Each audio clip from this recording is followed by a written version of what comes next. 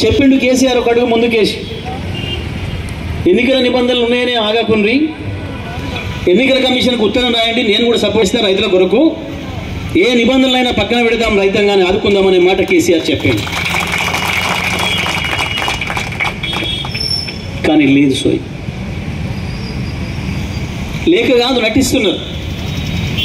అసలు ఇవాళ ఈ రాష్ట్రంలో ఒక ఎకరం పొలం కూడా ఎండిపోలేదు అన్న పద్ధతిలో నటిస్తుంది ప్రభుత్వం. ఎక్కడ ఇంతవరకు ఆదేశాలు లేవు. ఎండిపోయిన పొలాలు ఎన్నో లెక్క చేయండి, ఎన్యూమరేషన్ చేయండి అనే ఆదేశాలు లేవు ఇప్పటికి కూడా అధికారులు. చేయొచ్చు. ఇటువంటి నేచురల్ కలామిటీ వచ్చినప్పుడు తప్పకుండా ప్రభుత్వాలుగా ఎన్నికల పర్మిషన్ తీసుకొని, ఎన్నికల అధికారులు పర్మిషన్ తీసుకొని చేయొచ్చు, ఎన్నికల కమిషన్ పర్మిషన్ తీసుకొని చేయొచ్చు. ప్రకృతి విలువ సంభవించినప్పుడు చేయొచ్చు, అవకాశం ఉంది. ఉండి కూడా వాళ్ళకి ఇష్టం లేదు, వాళ్ళకి మనసు ఒప్పడం లేదు. ఎందుకు అనంటే ఒక్కసారి చేస్తే 10 సార్లు అడుగుతారు ప్రజలు. ఒక్కరిని వింటే 10 మంది వస్తారు చెప్పుకోవడానికి. కాబట్టి ఎవరి సమస్యలు విననట్టే నటిద్దాం, మనకు చెవులు వినపడలేవన్న పద్ధతిలో ఉందాం. మనం చేయగలిగింది ఏం లేదు కదా, వీళ్ళు చేస్తే రోజు దీక్షలు చేస్తారు, నాడు ధర్నాలు చేస్తారు, ఊరుకుంటారు, ఇంకేముంటుంది అని అనుకుంటున్నారు. అంత నిర్లక్ష్యం ప్రజల పట్ల. ఇవాళనే కాదు, ఇది 75 సంవత్సరాలుగా ఈ దేశంలో కాంగ్రెస్ పార్టీ వైఖరి ఇదే. గతంలో దొంగలు ఇద్దరు ఇటు అటు ఇద్దరు దొంగలే ఉండేది. ఓసారి నువ్వు వస్తావు, ఓసారి నేను వస్తా, ఏముందిలేమని చెప్పి. కానీ మధ్యలో కేసీఆర్ వస్తాడు, ఇట్లా ప్రజలకు అన్ని చేస్తాడని కనగనలేదు. ఇప్పుడు అది తలనొప్పైంది వీళ్ళకు. కేసీఆర్ ప్రజలకు అలవాటు చేసిండు అన్ని. ఉండిన నీళ్ళు, ఇంటింటికి నీళ్లు 2014 ముందు ఉండిన 1 కోటి ఎకరాలకు నీళ్లు, ఉండిన 24 గంటల కరెంటు కేసీఆర్ వచ్చి కదా ఇచ్చింది ఇవన్నీ. ఇవాళ విననట్టు, చెవులు వినబడనట్టు నటిస్తున్నారు, చెవులు విననట్టు నటిస్తున్నారు ఈ దొంగలు ఇవాళ. అందుకే ఏ ఎండలున్నా ఏదున్నా ప్రజలు ముఖ్యం కాబట్టి, రైతులు ముఖ్యం కాబట్టి కేసీఆర్ గారు ఇవాళ కార్యకర్తలకు శ్రమ అయినా సరే తప్పదు, రైతుల కొరకు ప్రజల కొరకు నిలబడాలి. మనం ఒక పార్టీగా అధికారం ఉన్నా ప్రతిపక్షంలో ఉన్నా ప్రజల కొరకు పనిచేయడమే మన బాధ్యత అని ఇవాళ ఈ నిర్ణయం తీసుకున్నారు. నిజమే, ఇవాళ కేసీఆర్ గారు నిన్న చెప్పాను, కాళేశ్వరంలో ఎత్తిపోసే అవకాశం ఉంది, ఇప్పటికి కూడా నేను చేస్తా. మీ ప్రభుత్వం ఇట్లనే చలనం లేకుండా ఉంటే నేనే 50,000 మంది రైతులు తీసుకొని వస్తా కాళేశ్వరం కన్నా మాకు చెప్తాను. పోవడం అందరం సిద్ధంగా ఉందా? కాళేశ్వరం మొట్టమొదటి ఫలితాన్ని తీసుకున్న రైతులం, సూర్యాపేట జిల్లా రైతులం ఎటువంటి తెగింపుకైనా, ఎటువంటి త్యాగానికైనా సిద్ధంగా ఉండాలి. మన బతుకుల కొరకు కొట్లాటకు మనమే ఉండాలి, ఇంకెవరో రారు మన కొరకు. జరిగిపోయింది, పొరపాటున ఆయుధం వాళ్ళ చేతికి ఇచ్చారు, దొంగల చేతికి ఇచ్చారు. అయినా యుద్ధం చేద్దాం. కేసీఆర్ ఉన్నాక ఒంటి చేతితోనైనా పోరాటం చేయడానికి కార్యకర్తలుగా మనమందరం కూడా సిద్ధంగా ఉందాం. తప్పదు. దేశ స్వతంత్రం కొరకు 100 సంవత్సరాలు కొట్లాడిన ప్రజలు ఇవాళ తెలంగాణలో నిరంకుశత్వానికి వ్యతిరేకంగా కొట్లాడిన ప్రజలు ఇక్కడ ఉన్నారు. దానికి కేంద్రం సూర్యాపేట, చైతన్యానికి ప్రతీక సూర్యాపేట. ఇవాళ మళ్ళీ ఈ దుర్మార్గ ప్రభుత్వం పైన యుద్ధానికి కేంద్రం కూడా ఇక్కడి నుంచి మొదలు కావాలి. కేసీఆర్ అందుకే ఇక్కడికి వచ్చిండు, సూర్యాపేటకి వచ్చిండు. నీళ్ళు ఎత్తే అవకాశం ఉండే అక్కడ, ఇవాళకి కూడా పోతున్నాయి నీళ్లు, ప్రాణహిత నుంచి వచ్చి కింద గోదావరిలో కలిసి సముద్రంలో పోతున్నాయి. కానీ సోయి లేదు. డబ్బుకునే కాళేశ్వరం నీళ్ళు ఇస్తే మనం ఎన్ని రోజులు చేసిన దుష్ప్రచారం అంతా అబద్ధం అని చెప్పి ప్రజలకు తెలిసిపోతుంది. మన బండారం బట్టబయలైతుందన్న భయంతో, రాజకీయ దుగ్ధతోని 4 ఓట్ల కొరకు, చిల్లర కొరకు లక్షలాది మంది రైతులు జాగొడుతున్నారు. ఇవాళ ఈ దేశ సంపదను నాశనం చేస్తున్నారు. 1000 కోట్ల ఉత్పాదన, ఇవాళ రైతుల జేబులోకి రావాల్సిన 1,000 కోట్ల రూపాయలు ఇవాళ మట్టిలోనే పోతున్నాయి ఈ దుర్మార్గులు చేసిన దానివల్ల. ఎంత దారుణంగా ఉందో వాళ్ళ పరిస్థితి చూస్తున్నాం మనం.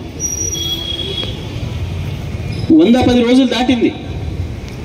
ఒక్క రోజు కూడా ఒక మంచి మాట ముఖ్యమంత్రి గారి నోటి నుంచి కానీ మంత్రుల నోటి నుంచి కానీ ఒక మంచి మాట ఇంతవరకు విన్నవాళ్ళు లేరు. రోజు పనికి మాలిన చెత్త రాజకీయాలు, అబద్ధ మాటలు, అబద్ధ ప్రచారాలు,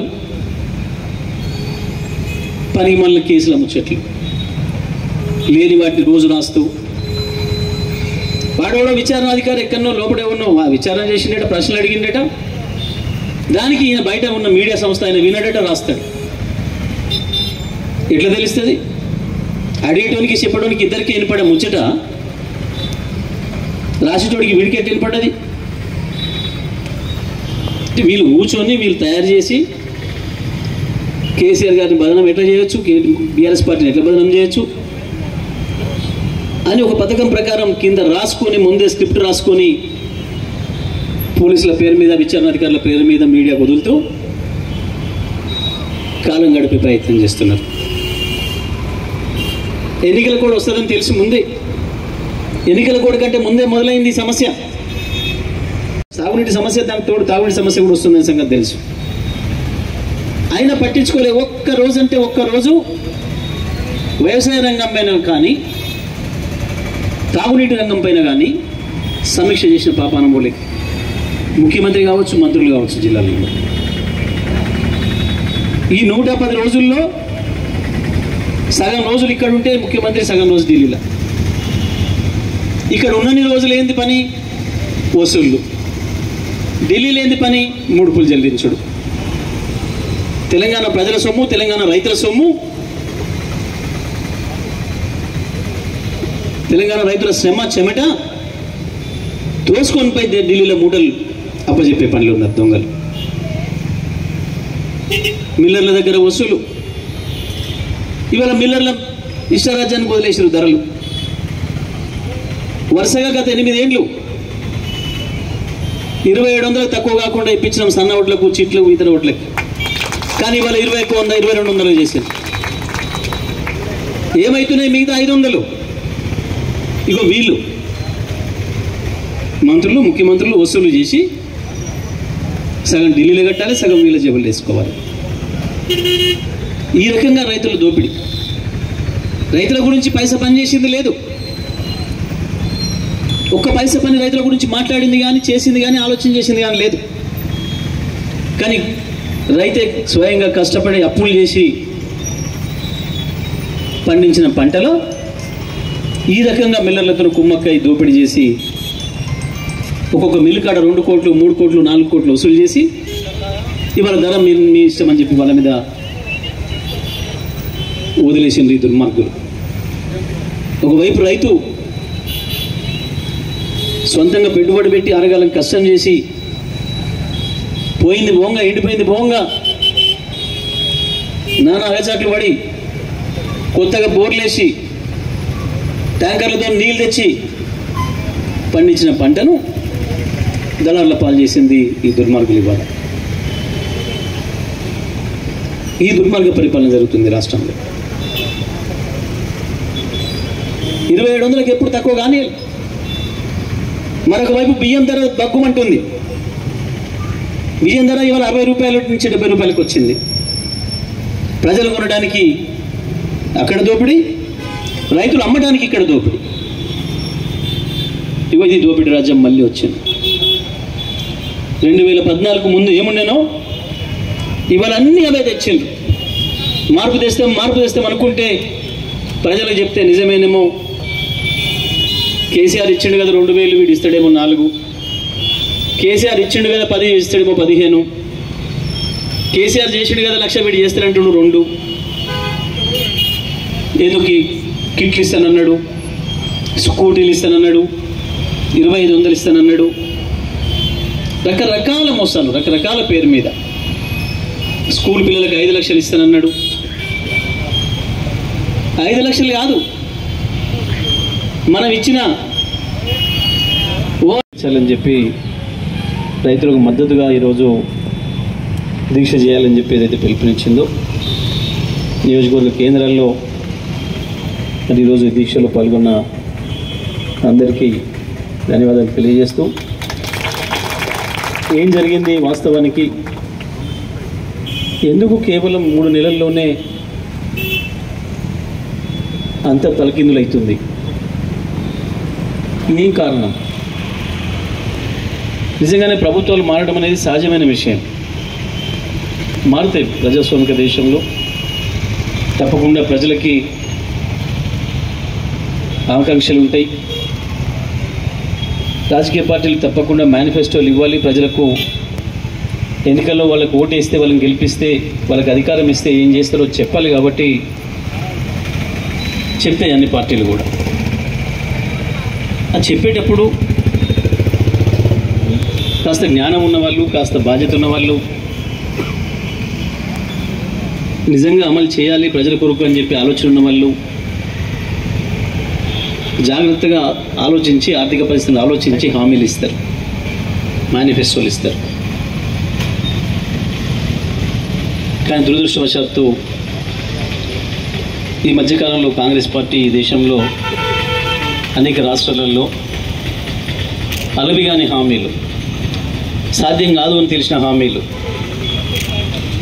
ఏదో ఒకటి చెప్పి ఓటు వేయించుకుంటే చాలు, మనం ఒక్కసారి అధికారంలోకి వస్తే చాలు అని చెప్పేసి ఒక భావనతోనే అడ్డగోలుగా హామీలు ఇచ్చి ప్రజల్ని మోసం చేసే పని మొదలుపెట్టింది ఈ దేశంలో. ముందు కర్ణాటకలో అదే పని చేసిండ్రు, అక్కడ ప్రజలు ఇవాళ తీవ్ర ఇబ్బందులు పడుతున్నారు. ఆ తర్వాత తెలంగాణలో కూడా కర్ణాటకలో మోసం చేయగలిగినాం కదా అని చెప్పి తెలంగాణలో కూడా అదే పద్ధతి తీసుకొని ఆచరణ సాధ్యంగానే 420 హామీ ఇచ్చి అనేక వర్గాల ప్రజల్ని మోసం